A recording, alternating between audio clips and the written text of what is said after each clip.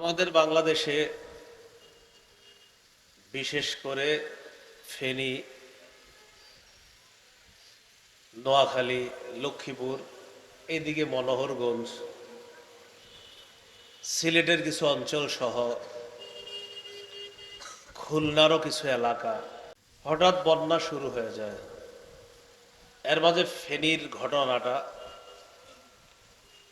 এটা আমার কাছে পরিকল্পিতই মনে হয়। এই জন্য বললাম যেভাবেই হোক, আপনার সাথে আমার সাথে কিছু চুক্তি হতে পারে, সেই চুক্তির মধ্যে এই জাতীয় কোনো বিষয় থেকে থাকে। আমার দেশ উঁচা, আপনার দেশ নিচা, স্বাভাবিকভাবে আমার দেশে পানি জমলে সেই পানি আপনার দেশে যাবে, এখানে কিছু চুক্তি থাকে। প্রচুর পানি জমে গেলে আপনাকে জানিয়ে দিতে হবে যে কোনো মুহূর্তে কিন্তু আমাদের দেশের পানি তোমাদের দেশে যেতে পারে। জানিয়ে দেওয়ার অর্থ কি? অর্থ হলো যাদের ঘর বাড়ি, গাছপালা, পশু পাখি ইত্যাদি ডুবে যাওয়ার আশঙ্কা থাকতে পারে, তারা যেন সতর্ক অবস্থানে চলে যায়। তো এই জাতীয় সতর্ক বার্তা দেওয়া, এটাও একটা পররাষ্ট্রনীতির মধ্যে আছে। এই জন্য বললাম যেভাবেই হোক বন্যা শুরু হয়েছে। ক্ষয়ক্ষতি কি পরিমাণ হয়েছে এটা আরো কিছুদিন পরে জানা যাবে। আলহামদুলিল্লাহ, আমাদের বাংলাদেশের মানুষ যে কোনো দুর্যোগে এগিয়ে যায়, এটা সত্য কথা। এর চেয়ে বড় একটা সত্য কথা, যে কোনো দুর্যোগে ওলামায়ে কেরাম সর্বপ্রথম এগিয়ে যায়। তবে এবারের দুর্যোগের বিষয়টা একটু অন্যরকম হয়েছে। কেমন যেন এবারের দুর্যোগ সারা বাংলাদেশের মানুষকে এক করে দিছে। ওলামায়ে কেরামের পাশাপাশি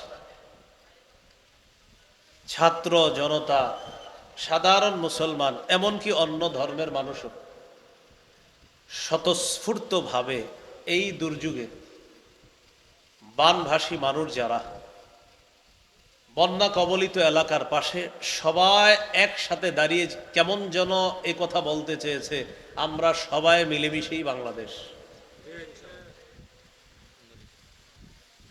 এই যে সবার ভিতরে কেমন যেন আমরা সবাই মিলেমিশে বাংলাদেশ, এই চেতনা যদি থাকে, সেদিন বেশি দূরে না, যেদিন বাংলাদেশ কারো সাহায্য ছাড়াই নিজেরাই স্বনির্ভর একটা জাতি হিসাবে পৃথিবীতে আত্মপ্রকাশ করবে ইনশাআল্লাহ। তো তাদের পাশে সহযোগিতা চলছে, চলতেছে, চলবে ইনশাআল্লাহ। এই জন্য আয়াতের অর্থ কি, যে আয়াত পড়লাম, তাআওয়ানু আলাল বিররি ওয়াত তাকওয়া, পুণ্য এবং তাকওয়ার কাজে তোমরা একে অপরের সহযোগিতা করো, সাহায্য করো। পুণ্যের কাজে একে অপরের সহযোগিতা করতে আল্লাহ হুকুম করেছেন। ওয়ালা তাআওয়ানু আলাল ইসমি ওয়াল উদওয়ান, গুনাহের কাজে, সীমালঙ্ঘন এবং পাপাচার মূলক কোনো কাজে একে অপরের সহযোগিতা করবা না। বলেন, বানভাসী মানুষ যারা, তাদের পাশে দাঁড়ানো, এটা পুণ্যের কাজ কিনা? এই পুণ্যের কাজে একে অপরের সহযোগিতা করার হুকুম করেছেন কে? আল্লাহ। আল্লাহ।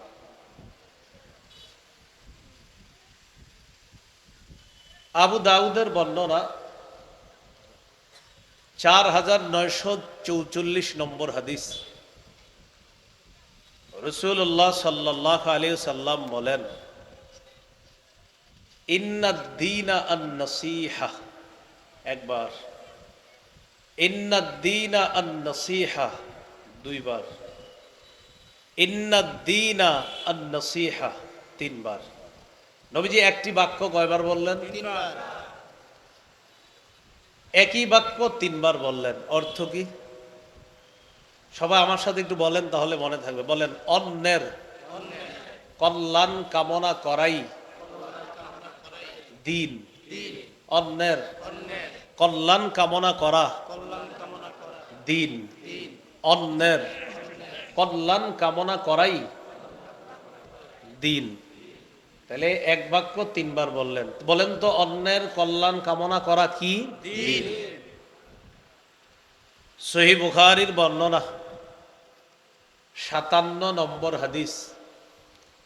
এই হাদিসের বর্ণনাকারী জারির ইবনে আব্দুল্লাহ রাদিয়াল্লাহু তাআলা তিনি বলেন, বায়াতু রাসূলুল্লাহি সাল্লাল্লাহু আলাইহি ওয়াসাল্লাম আলা ইকামিস সালাহ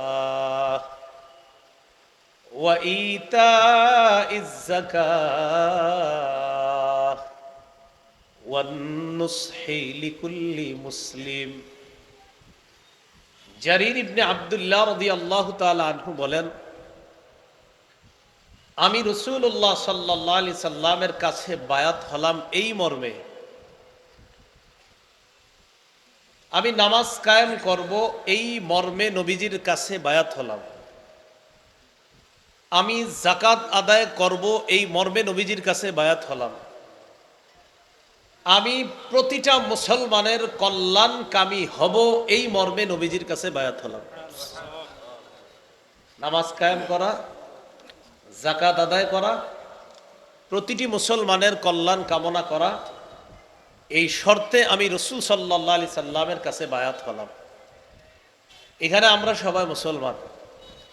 এক মুসলমান অপর মুসলমানের কল্যাণ কামনা করা, এটা আল্লাহর নির্দেশনা। রাসূলুল্লাহ সাল্লাল্লাহু আলাইহি সাল্লামও ব্যাখ্যা করে আমাদেরকে এগুলা বুঝিয়ে দিয়েছেন।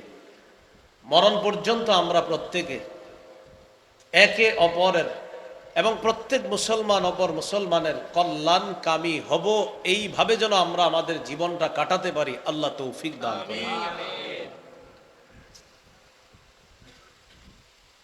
রাসূলুল্লাহ সাল্লাল্লাহু আলাইহি ওয়াসাল্লামের হাদিস থেকে আমরা জানলাম কল্যাণ কামনা করা এটা দ্বীনের অংশ।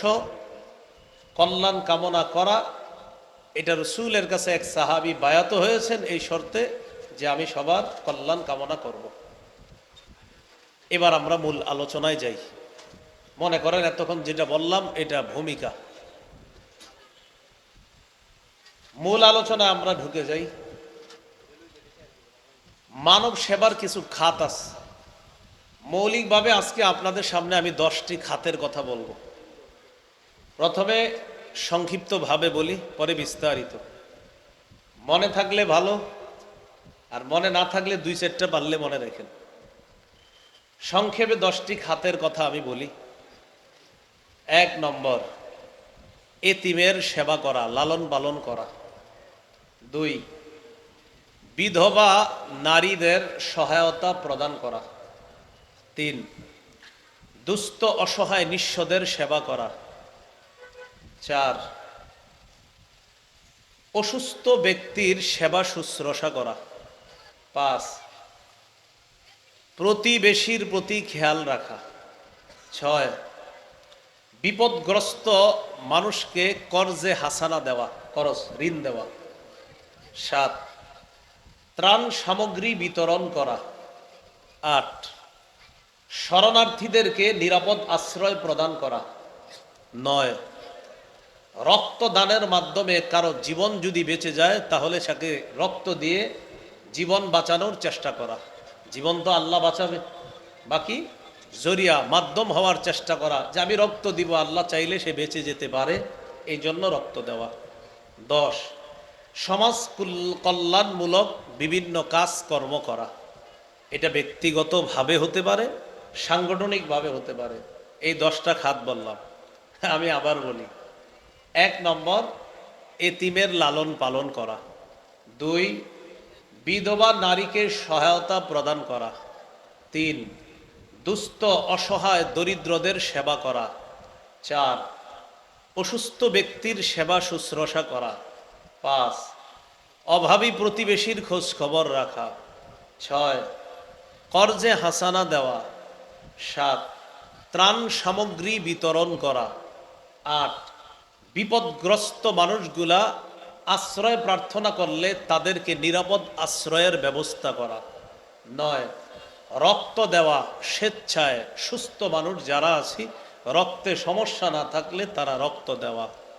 10, সমাজ কল্যাণমূলক ভালো কাজ করা। এটা ব্যক্তিগতভাবে হতে পারে, সাংগঠনিকভাবে হতে পারে। এই হলো 10টি খাত বললাম, আরও আছে মৌলিকভাবে 10টি। 1 নম্বর, এতিমের লালন পালন করা। বন্যায় অলরেডি এমন শিশু পাওয়া গিয়েছে যার মা কোথায়, বাবা কোথায়, আত্মীয় স্বজন কোথায়, হয়তো কারো কারো জানা গিয়েছে, কারো কারো এখনো জানা যায় নাই। এবং বন্যা পরিপূর্ণ শেষ হওয়ার পরে জানা যাবে এরকম আরো কত শিশু পাওয়া যায় বা পাওয়া গিয়েছে বা পাওয়া যাচ্ছে। এরা হলো এতিম। এতিমের লালন পালন করা। সূরা বাকারার 83 নম্বর আয়াতে আল্লাহ তাআলা বলেন, লা তা'বুদুনা ইল্লাল্লাহ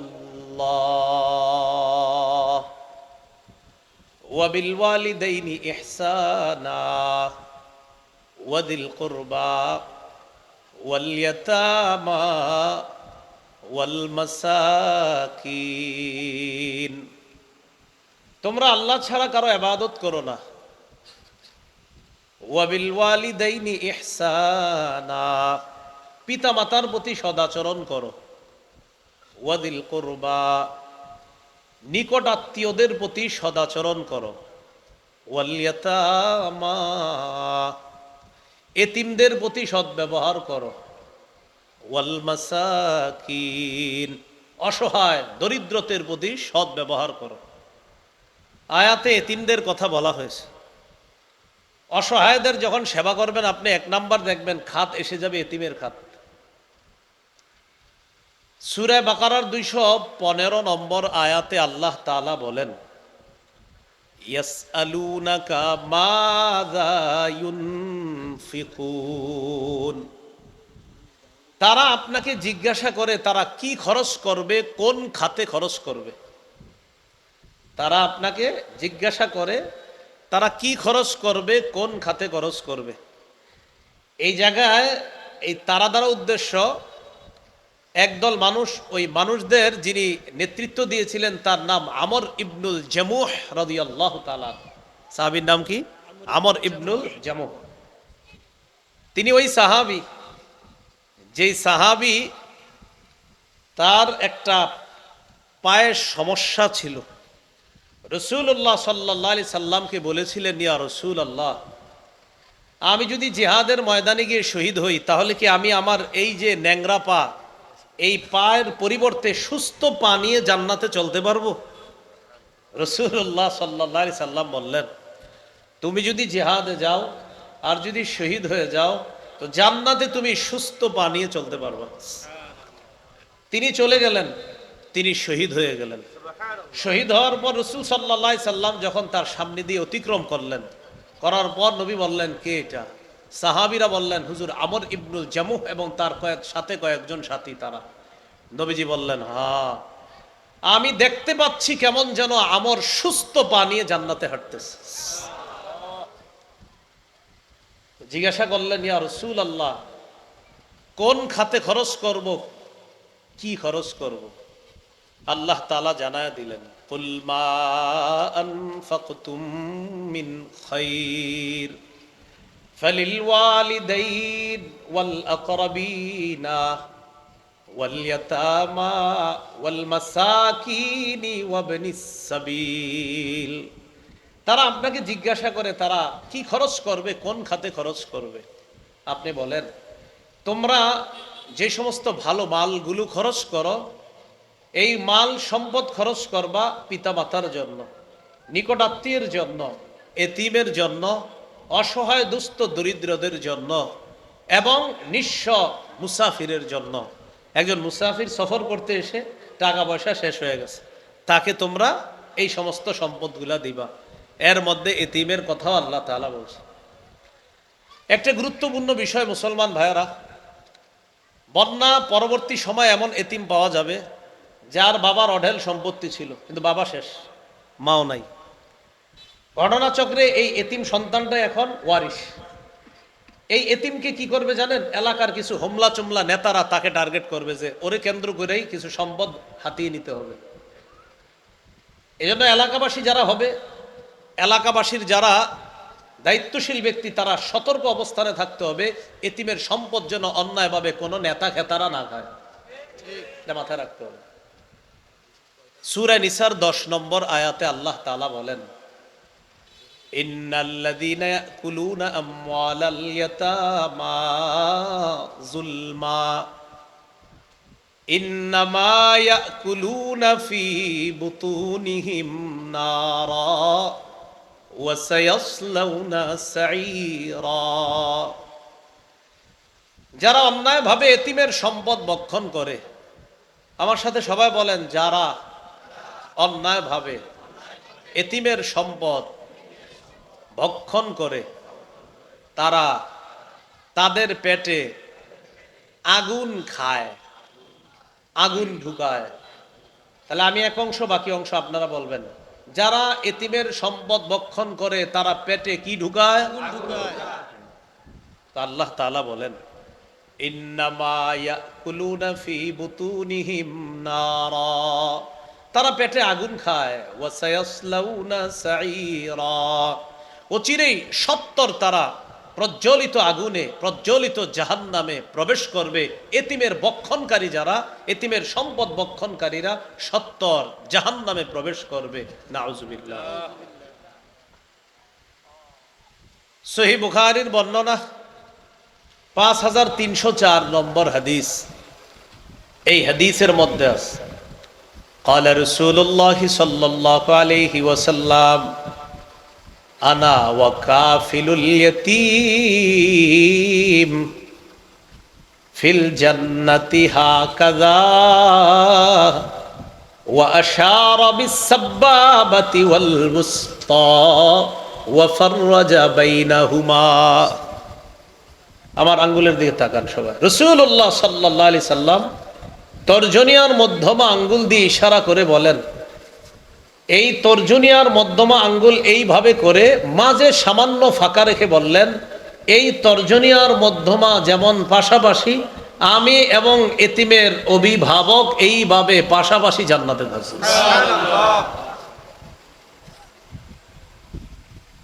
মুসনাদে আহমদের হাদিস 1905 নম্বর হাদিস, 1905। এই হাদিসের মধ্যে আছে, قال رسول الله صلى الله عليه وسلم من ضم يتيما بين أبوين مسلمين حتى يستغني عنه وجبت له الجنة البتة। রাসূলুল্লাহ সাল্লাল্লাহু আলাইহি সাল্লাম বলেন, যে ব্যক্তি এমন কোন এতিমকে লালন পালন করবে যে এতিম তার মুসলিম বাবাকে হারিয়েছে, মুসলিম মাকে হারিয়েছে। আবার বলছে, মুসলিম বাবা মা হারানো কোন এতিমকে যদি কেউ লালন পালন করে, কতদিন? হাত্তা ইয়াস্তাগনিয়া আন, স্বাবলম্বী হওয়ার আগ পর্যন্ত। সে নিজে চলাচল করতে পারে, সে নিজে স্বাবলম্বী হয়েছে, এখন সে বুঝতেছে, চলতে পারে, জানতে পারে, এমন পর্যায়ে পৌঁছার আগ পর্যন্ত যে এতিমের লালন পালন করবে তার জন্য অবধারিতভাবে জান্নাত ওয়াজিব হয়ে যায়। ওয়াজাবাত লাহুল জান্নাহ আল বাত্তাতা, তার জন্য অবধারিতভাবে জান্নাত ওয়াজিব হয়ে যায়। তো বলছিলাম, এতিমের লালন পালন করা এটা মানব সেবার একটা অন্যতম খাত। বন্যা কবলিত এলাকায় এমন এতিম পাওয়া যাবে, আবার আপনাদের এলাকায় আশেপাশে এরকম এতিমের সন্ধান পাবেন। তো এতিমের প্রতি আমরা সবাই যেন যত্নবান হতে পারি, আল্লাহ তৌফিক দান করেন। দ্বিতীয় খাত, বিধবা নারীকে সহায়তা প্রদান করা। বন্যা পরবর্তী সময়ে অসংখ্য বিধবা নারী পাওয়া যাবে। অসংখ্য পুরুষ আছে এমন যারা তার স্ত্রীকে হারিয়েছে, সন্তান হারিয়েছে। কেউ স্ত্রী হারা স্বামী হয়েছে, কেউ স্বামী হারা বিধবা স্ত্রী হয়েছে। তো যারা পুরুষ তারা তো তাদের জীবনটা কষ্ট করে হলেও একটা সময় আশা করি আমরা ইনশাল্লাহ আবার সে ঘুরে দাঁড়াবে। কিন্তু যেই নারী তার স্বামীকে হারিয়েছে, একজন বিধবা নারী, সমাজে তিনি ঘুরে দাঁড়ানোটা নারী হিসাবে তার জন্য অনেক মুশকিল। এই জন্য মানব সেবার অন্যতম একটা খাত হলো বিধবা অসহায় নারী যারা, তাদের প্রতি সহায়তা প্রদর্শন করা, কাঁধে করে মাথায় করে বোঝা করে হলো আপনার তাদের কাছে সহায়তা পৌঁছে দেওয়া। এটা ছবি দেওয়া দরকার নাই আপনার, আপনি শুধু নিয়ে যাচ্ছেন এতটুকু জনগণ জানতে পারে, সমস্যা নেই। যাকে দিচ্ছেন তার এখানে শুধু পৌঁছে দিয়ে আপনি চলে আসেন। সহিহ বুখারীর বর্ণনা 5353 নম্বর হাদিস। এই হাদিসের মধ্যে আছে ক্বালা রাসূলুল্লাহ সাল্লাল্লাহু আলাইহি ওয়াসাল্লাম আস-সাঈ আলাল আরমিলাতি ওয়াল মিসকিন কাল মুজাহিদি ফি সাবিলিল্লাহ আবিল কাইমিল লাইল আস-সাইমিন নাহার। রাসূলুল্লাহ সাল্লাল্লাহু আলাইহি ওয়াসাল্লাম বলেন, অসহায় বিধবা নারীকে সহায়তা প্রদান করার জন্য যারা এগিয়ে যায়, আল্লাহর রাস্তায় জিহাদ করলে, সারা রাত নফল নামাজ পড়লে, সারা দিন বিরামহীন নফল রোজা রাখলে যেই সওয়াব, আল্লাহর রাস্তায় জিহাদ করলে যেই সওয়াব, সারা রাত জাগ্রত থেকে নফল নামাজ পড়লে যেই সওয়াব, সারা দিন রোজা রাখলে যেই সওয়াব, অসহায় বিধবা নারীকে সহায়তা প্রদান করলে আল্লাহ তাকে সেই সওয়াব দান করবেন। তাহলে মুজাহিদের সওয়াব পাবে, সারা রাত নফল নামাজের সওয়াব পাবে, সারা দিন নফল রোজা রাখার সওয়াব পাবে। বিধবা অসহায় নারী যারা, তাদের প্রতি যেন আমরা সহায়তা প্রদর্শন করতে পারি, সহায়তা প্রদান করতে পারি, তাদের পর্যন্ত যেন আমরা সুন্দরভাবে তারা যা যা প্রাপ্য এগুলা পৌঁছে দিতে পারি। এই হাদিয়া তাদের কাছে সুন্দরভাবে আল্লাহ পৌঁছে দেওয়ার তৌফিক দান করেন। মানব সেবার তৃতীয় খাত রোগীর সেবা শুশ্রূষা করা। বন্যা কবলিত মানুষগুলার জন্য সবচাইতে যেই জিনিসটা দরকার কিন্তু পাচ্ছে না, সেটা হলো স্বাস্থ্য সেবা। কিভাবেই পাবে বলেন? একজন ডাক্তার তো আর হসপিটালটা নিয়ে এখানে আসতে পারে না, সর্বোচ্চ আপনার কিছু নিয়ে ব্যাগে নিয়ে চলে আসবে। কিন্তু আপনার একটা রোগীর জন্য যা যা দরকার, কত কিছু প্রয়োজন, এগুলা সব নিয়ে একজন ডাক্তারের পক্ষেও যাওয়া সম্ভব না। তো যতটুকু পারা যায় তাদের স্বাস্থ্য সেবা নিশ্চিত করা, এটা কিন্তু দায়িত্ব কর্তব্য। এই ব্যানারের উপরে যে সমাজ কল্যাণমূলক লেখা, এটা তাদেরও দায়িত্ব কর্তব্য যে তারাও খুঁজে খুঁজে এই মনোহরগঞ্জের কারা স্বাস্থ্য সেবা পাচ্ছে না, তাদের কাছে এই স্বাস্থ্য সেবা পৌঁছে দেওয়া, এটাও তাদের দায়িত্ব কর্তব্য হয়ে যায়। তিরমিজির বর্ণনা 2737 নম্বর হাদিস, 2737 নম্বর হাদিস। এই হাদিসের মধ্যে আছে قال رسول الله صلى الله عليه وسلم للمؤمن على المؤمن 6 خصال। সবাই মিলেমিশে বলেন, একজন মুসলমানের উপর অপর মুসলমানের জন্য 6টি হক রয়েছে। কয়টি হক রয়েছে ভাই? এবার একটি একটি করে আমি বলি, মন দিয়ে শুনেন।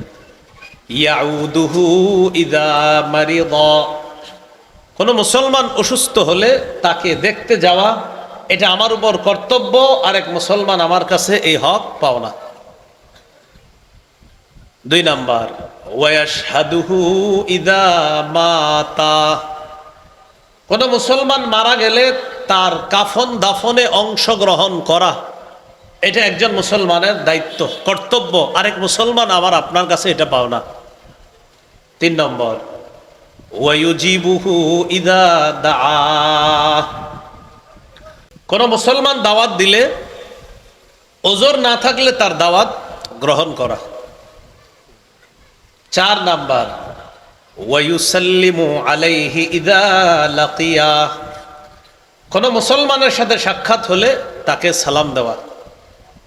আমাদের সমাজে আবার আমরা মুরব্বী পর্যায়ের বা একটু বয়স্ক পর্যায়ের যারা আছি, সবাই না, সবার একটা অভিযোগ থাকে, তোমার ছেলে সালাম দেয় না, তোমার ছেলে সালাম দেয় না, অথবা হুজুর আপনার মাদ্রাসার এই ছোট্ট পোলাপানগুলা ডেলি আমার সামনে দিয়ে যায়, আমাকে সালাম দেয় না, এরকম একটা অভিযোগ থাকে।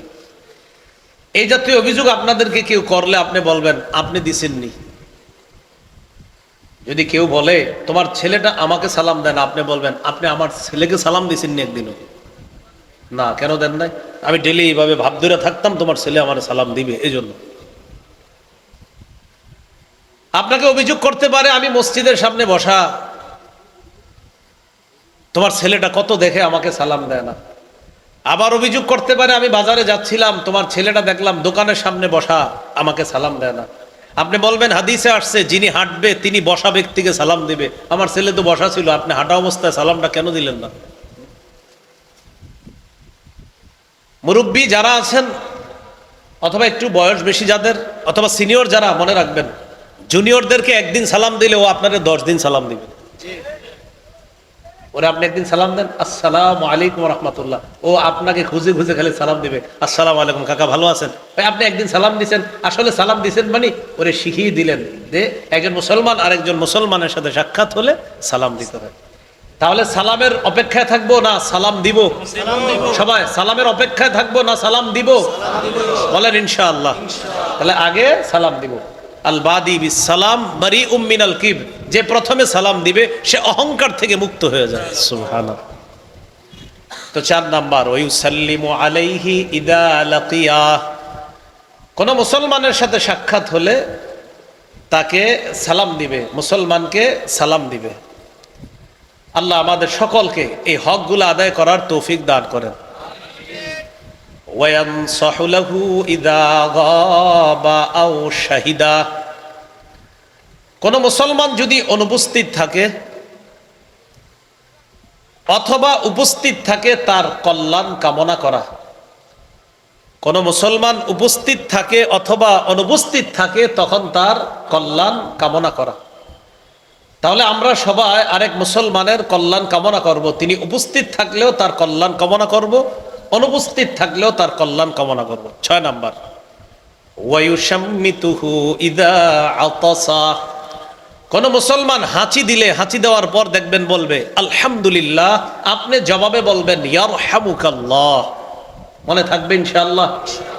এই 6টি হক, এর মধ্যে একটা হক হলো ইয়াউদুহু ইদা মারিদা, কোন মুসলমান অসুস্থ হলে তাকে দেখতে যাওয়া। সহিহ বুখারীর বর্ণনা 5373 নম্বর হাদিস। এই হাদিসের মধ্যে আছে قال رسول الله صلى الله عليه وسلم أطعموا الجائع, রাসূলুল্লাহ সাল্লাল্লাহু আলাইহি ওয়াসাল্লাম বলেন তোমরা ক্ষুধার্তকে খাওয়াও। ওয়াউদুল মারিদা, অসুস্থ ব্যক্তিকে সেবা শুশ্রূষা করো, দেখতে যাও। ওয়াফুকুল আনিয়া, নিরপরাধ বন্দীদেরকে ছুটানোর ব্যবস্থা করো, নিরপরাধ কয়েদিদেরকে ছুটানোর ব্যবস্থা করো। এমনও কয়েদি পাবেন আপনি 15-16 বছর জেলখানায়, সে নিজেও জানে না সে কেন জেলে। আপনি জিজ্ঞাসা করবেন, সে নিজেও জানে না। তো নিরপরাধ যারা তাদেরকে ছুটানোর ব্যবস্থা করা। প্রিয় এলাকাবাসী, আপনাদের প্রতি আমার একটা আবদার থাকবে, বাস্তবিক অর্থে যারা নিরপরাধ তিনি যেই দলেরই হোক তাকে এলাকাবাসী মিলেমিশে সেভ করার চেষ্টা করবেন, বাস্তবিকই যদি উনি নিরপরাধ হয়। আর বাস্তবিক অপরাধী যারা, তারা যেন তাদের অপরাধের শাস্তি হওয়ার পর তারা পবিত্র হতে পারে, এটার জন্য চেষ্টা করা। মূল কথা, অপরাধী যেন তার অপরাধের শাস্তি পাওয়ার পর পবিত্র হয়, আর নিরপরাধ কোনো মানুষ যেন অযথা হয়রানির শিকার না হয়। তাহলে নিরপরাধরা অযথা হয়রানির শিকার যেন না হয়, এই বিষয়গুলো খেয়াল রাখা। তো রাসূলুল্লাহ সাল্লাল্লাহু আলাইহি সাল্লাম 3টি হুকুম করলেন। 1 নাম্বার ক্ষুধার্ত যারা তাদেরকে খাওয়াও। 2 নাম্বার অসুস্থ ব্যক্তি তাদের সেবা শুশ্রূষা করো। 3 নাম্বার নিরপরাধ যারা তাদেরকে ছুটানোর ব্যবস্থা করো। সহিহ মুসলিমের একটি হাদিস শোনায় আপনাদেরকে, 2568 নম্বর হাদিস, 2568 নম্বর হাদিস। এই হাদিসের মধ্যে আছে قال رسول الله صلى الله عليه وسلم